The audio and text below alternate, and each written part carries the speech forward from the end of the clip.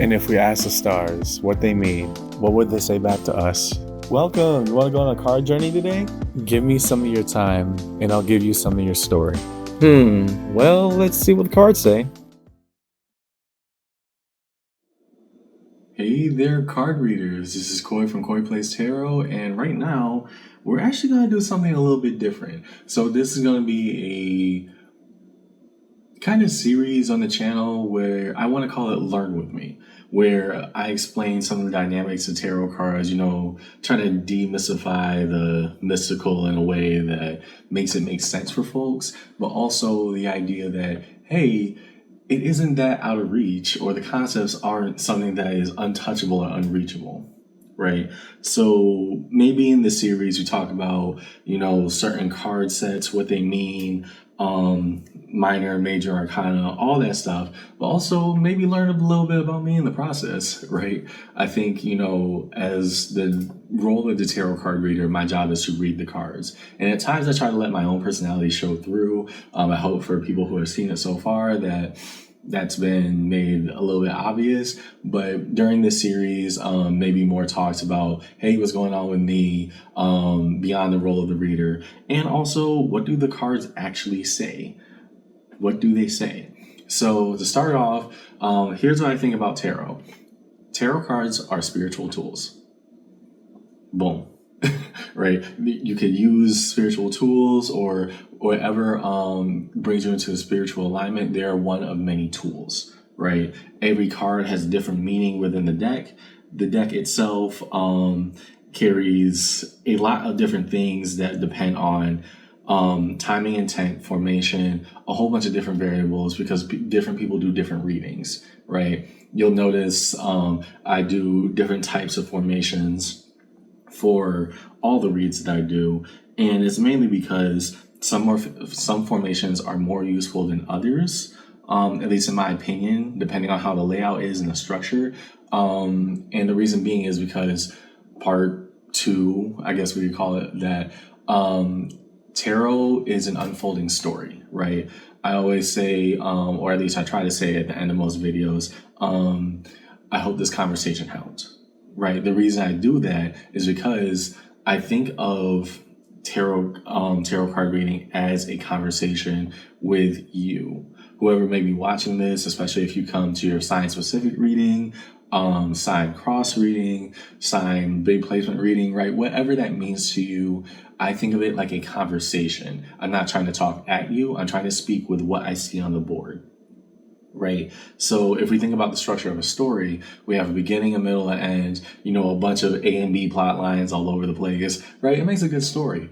And because of that, that's why I think formation is kind of key, right? That's not to downplay other card readers who, just draw cards and they put them around in different areas, because again, it's how they would read the story, how that interpretation makes sense to them.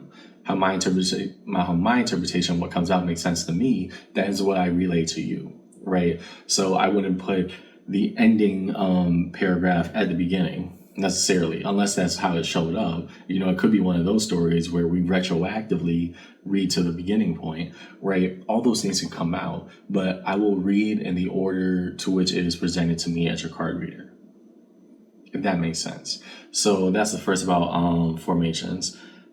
And drawing back on the idea I talked about earlier, every one of these cards represent a different concept, right? They may hold a similar element. They may hold a similar premise. Especially, we're going to start out with the aces today. But at the end of the day, every single one of those 78 cards, they hold a different concept, right? So you have different concepts, different formations, right? It's like the difference between putting a question mark, an exclamation point, and ellipses at the end of a sentence. What defines that story, right? That's how I translate that conversation when we do a read together. Now, to explain what is on the board right now, very simple. Card readers, you see the base elements. We have the aces, which are called part of the minor arcana number set, and the major arcana. To start, The difference between minor and major arcana, the easiest way I could put it is like the major arcana grasps a lot of concepts simultaneously at once. If it helps to think of it from a math type of perspective, right? The major arcana are like 5 cards put together, or more or less, depending on the concept, but they hold a lot of weight.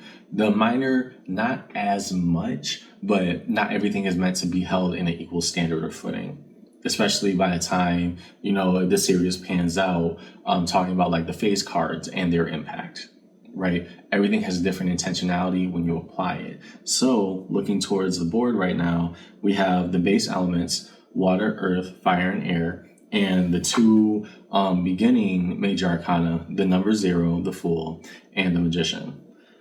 I want to talk about the minor first before we talk about the major arcana and the Fool's journey. I know it's a lot of grass, first time, first video. Just keep up, because again, we're unfolding an entire story of 78 different cards. Rewatch, breathe, listen, let it happen as it should. So, water, earth, fire, and air. Also, the different zodiac signs, if you've ever heard of this, are also aligned based off of element. Here, the easiest way I can explain it, water, how deep does our river really run? Or how deep does emotionality truly go, right? Empathy, feeling, connection, things of that emotional judgment nature, and how it impacts us, right? That's our water. Earth, the notion of tangibility, the solid. And most of the earth signs, Taurus, Capricorn, Virgo, had the reputation for being the most luxurious, no matter what the situation of all the signs. They're the most connected to earth, to the tangible, right? Is it here? Is it now? Right? That represents the solidity of a circumstance or an opportunity, right? What is there? What is not? What can be accounted for? Fire. Fire represents the drive of the spirit, right? And fire does not necessarily have to be opposing towards water, or earth doesn't have to necessarily be opposing towards air. Oftentimes they end up combining in very interesting ways. But that is the home of basically the concept of the brightness of the human spirit, right? And how we can differentiate that from our water is that our fire is like, what is our drive? What is our motivation? What's our passion? Our emotional connection, our water, is our long-term investment, the reason that we do that passion for, right? How does that impact us emotionally long-term? Whereas the fire is like, that wake-up alarm for the spirit. Easiest way I can put it. Then we have air, defined by swords. Swords are kind of seen as, well, obviously very sharp, but they're sharp for a reason, right? As all these are tools, so too is a sword a tool, right? It is a weapon, or gets weaponized in times of conflict, but a sword by itself laying on the ground is just a piece of metal, right? It depends on how we wield it, because once we wield truth, we also engage with conflict, right? Those two almost go hand in hand. Once we have knowledge, oftentimes people put that in the reins of power. Put those things together, see how they combine. And the signs, how they play out, both elementally and individually, also differentiate between the elements. What I mean by that is, for the water signs, Scorpio, Cancer, Pisces; earth signs, Taurus, Capricorn, Virgo; fire signs, Leo, Aries, Sagittarius; and air signs, Aquarius, Libra, Gemini. Even if you share the same element, does not mean that you process your element the same, right? And maybe when we get to how these signs are represented in the major arcana, we could talk a little bit more about that. But again, we want this to be a simpler conversation. So those are the base elements. To what the aces themselves mean, the number 1, newness, or in some case, renewal, right? What does the spark of what could be new or expected on the horizon? For example, in my reading style of First and Last, which may be coming up soon depending on what time this airs, the aces are on top, the 10s are on the bottom. I call it First and Last because the aces, the first, we're going into a new calendar month. So the first, hey, what new opportunities are here for you? right? I'm not making this up. I'm not pulling this, out of nowhere. It's just quite literally I'm asking, boom, boom, boom, boom. What does this look like? What is the new thing coming for you? It disconnects you in this month. And yeah, I think we talked about the basics for there. Moving up to the major arcana. The major arcana carry a lot of concepts combined because they represent like major steps. And the reason being is because it's part of this thing called the Fool's Journey. In tarot, the Fool's Journey is represented by, if you can think of, just like I said, the story of tarot and the conversation that unfolds between us, so is there a conversational story within the cards. You start off with the Fool, the number 0. And that is always characterized particularly by a younger person who has a pet and their foot or the way that they're traveling looks like they're veering dangerously close to a mountain cliff. The reason being is because in order to believe that the world can change, you must first be naive enough to think that it can. In order to have the world change, you must first be happy-go-lucky enough to believe, we could do something different, right? The Fool's Journey. Only fools fall in love, only fools make the world change, only fools, because sometimes that's necessary, right? That level of unbridled optimism and naivete give us brightness, hope within the future, right? So the Fool, one of the most optimistic, even if happy-go-lucky cards in the deck, represents, hey, that's where that's at. I'm starting something new. Let's hope that we do it right. In some decks, it also gets represented as the Jester because of, that level of charisma and you got that pep in your step. It's also seen as one of the most powerful because Jesters historically had oftentimes the most scathing political commentary in political court and were the only people who did not get immediately, harmed or... I'm not sure if I can use other terms, but did not have harm put upon them for the things that they said. So oftentimes disguised as a joke or saying, hey, maybe just think about it a little bit. They could deliver messages that other people did not have the tact, wittiness, or ability to pull off, right? The Fool embarked on that journey for a reason. They were brave enough to do that dance for a reason. Now, why do we call it the Fool's Journey? So imagine, this fool is going along in that journey and they bump into different people. The first person they meet is the magician, right? Along the road, they find a magician holding all of these different elements. A coin is floating, a cup is pouring into itself, a wand is lighting up and lighting down, and a sword is kind of spinning in the air, right? You will oftentimes see some type of representation of that in the magician holding all the different elements. The magician represents the power of manifestation, right? So the first person that confirms the Fool's Journey is a person who is actively proving that they could make the impossible possible, right? He embarked on that journey for the right reason. In fact, confirmation, he found somebody who could do some things he never saw before, right? That's how the magician comes out. Putting that together, okay, that's the first person I bump into. Well, who's next? And that's probably what we're going to be talking about the more we move along. Along that Fool's Journey, it starts to go from tangible people to very much esoteric ideas until we get to the last, but it'll all make sense by the time we get there. Again, first video, and it's a lot to lay on, but listen to it again. I'm trying to keep it short. I'm trying to keep it simple, so I'll try to keep it brief. Now, what happens when they're in the reverse? And I think this is the last thing I'll try to touch on before I end.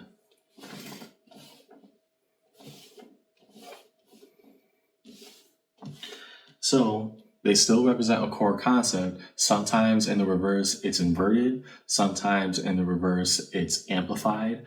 It all just means we have that same exact concept, but taken in a different direction, right? Ace of Cups.